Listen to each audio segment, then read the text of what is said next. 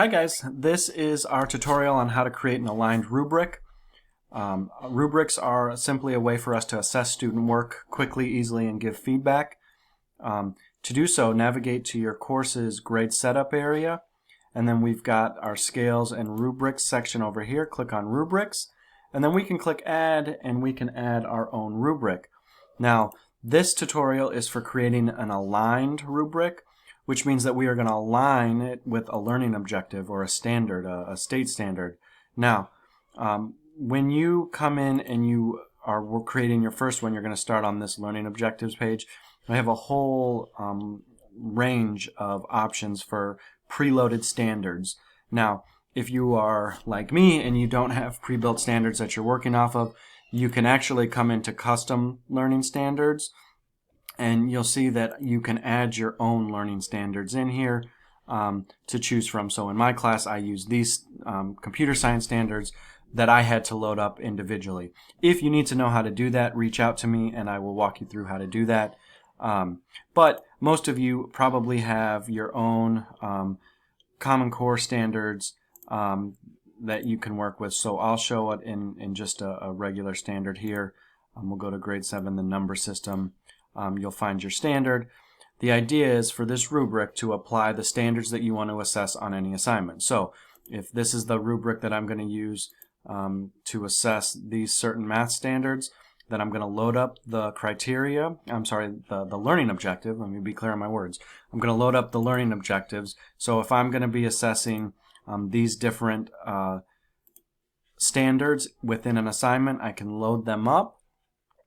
I can adjust my scale as necessary so that I can give the descriptors and the point values that I want to be. So I talked about this before, but if I use this scale as is, and this is my aligned rubric, if I use this scale as is and I were to score a student a 3 for this standard and a 3 for this standard, then that'll work out. They'll have scored a 6 out of 8. But what I'm really saying for each standard is they're a 3 out of 4 as a percentage. So that's a 75%. So when I'm looking at using a rubric like this, I've got to be sure that I understand that the labels don't necessarily equate to a specific percentage.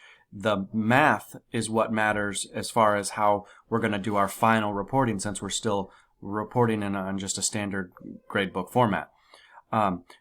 So if I wanted to adjust my scale, I could go off of a 10-point scale. And if I say a 10 is excellent, it's going to auto-adjust my point value. And I could say, well, my good level is actually a B, and I'll give them an 8 for that. My satisfactory level, maybe that's my C. And maybe my needs improvement, maybe that's my fail, and I go with just a 5.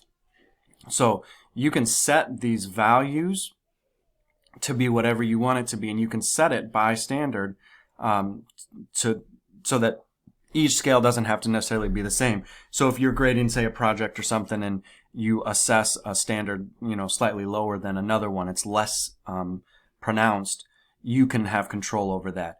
But when you're all done with your grade scale, you're just going to click Create, and then you will have that aligned rubric to use anytime that you are working on an assignment. Let's say you're making one and you want to align it with a grade book. Then you would just down here say, instead of using a standard numeric based scale, that you're going to use that created aligned rubric. And when you do that and you go to grade that student's work and you pull up your grading, they'll see the rubric.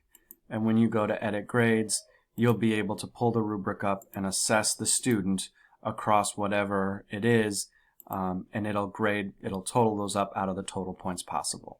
So that's how you can work with using an aligned, tied to standards rubric.